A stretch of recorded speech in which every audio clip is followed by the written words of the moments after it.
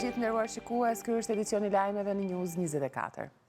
Pas dështimit të zgjedhjes së presidentit të ri të vendit, Kosova do të mbajë zgjedhje të reja që sipas aktgjykimit të fundit gjykatës kushtetuese duhet të mbahen brenda 45 ditësh. Që nga mbrëmja e 27 prillit, deputetët e shumicës parlamentare tentuan të zgjidhin një president të ri, por partitë opozitare bojkotuan punimet e seancës duke mos formuar quorumin, ndërsa bisedimet me partinë në pushtet, lëvizja vetëvendosje dështuan dhe nuk u arrit një marrëveshje për presidentin.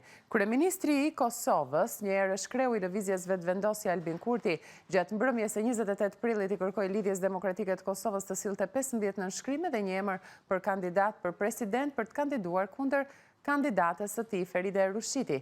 Ai tha se do t'ia plotësonte nënshkrimet pasi kandidatja tjetër Hatixhe Hoxha ishte pajtuar të tërhiqej. LDK tha se ka 15 nënshkrime për kandidatin e saj duke mos treguar emrin, por tha se kryeministri Albin Kurti po kërkonte një kundër kandidat që të bëhet quorumi në mënyrë që Rushiti të zgjidhej presidente. Kryeministri Albin Kurti deklaroi se ka bërë përpjekje për marrëveshje me partinë opozitare, por pa rezultat.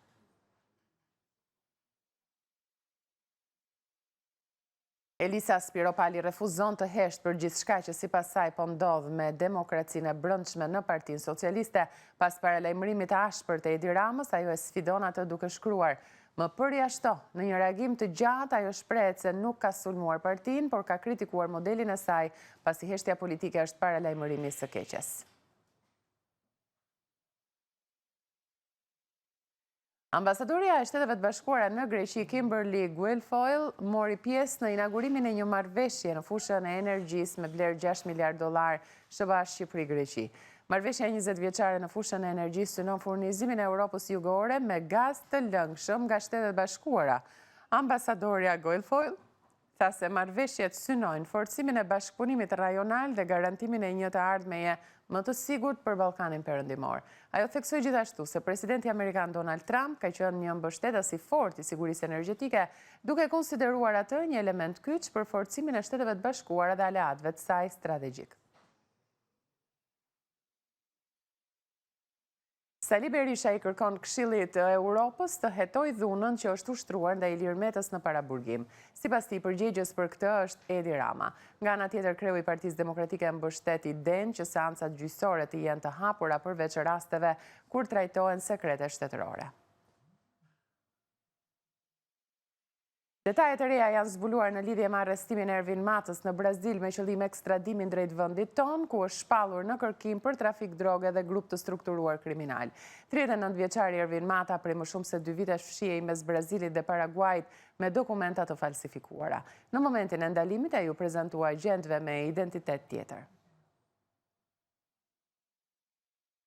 Një shqiptar u gjeti vrarë me armë zjarri brenda një stalle në Kalamata në Greqi. Viktima e identitetit i cili ende nuk është i ditur për median është gjetur me një plag në kokë. Arma nuk është gjetur në vend ngjarje, por dyshohet se autori i krimit të jetë punëtori i viktimës. Sipas mediave greke, viktima po qëndronte në shtëpinë e një shqiptari dhe autoritetet po krehin zonën më gjerë për kapjen e vrasësit.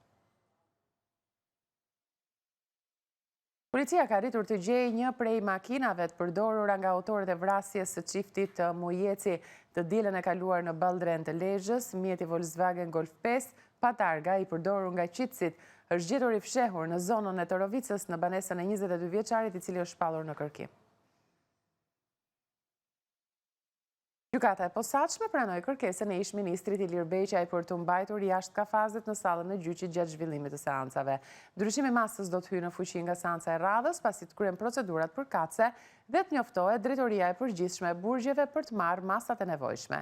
Ky vendim vjen pas protestës Ilir Metës dhe Erion Veliajt gjatë proceseve gjyqësore, një çështje që ka qenë shpesh objekt debatesh. Seanca u shtyp për në datën 21 maj në orën 9 në mënyrë që Ilir Beqaj të jetë i pranishëm pranë avokatit të tij gjatë paraqitjes së kërkesave të tjera.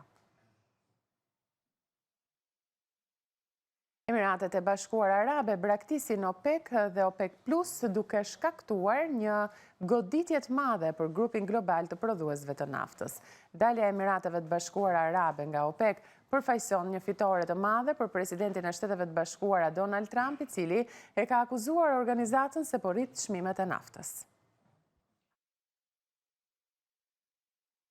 Kaq për këtë edicion shkurt informativ në News 24, në balkanweb.com mund gjeni çdo informacion tjetër të minutës fundit, mund të ndiqni edhe përmes live streamit, si në kanalin ton zyrtar në YouTube, News 24 Albania.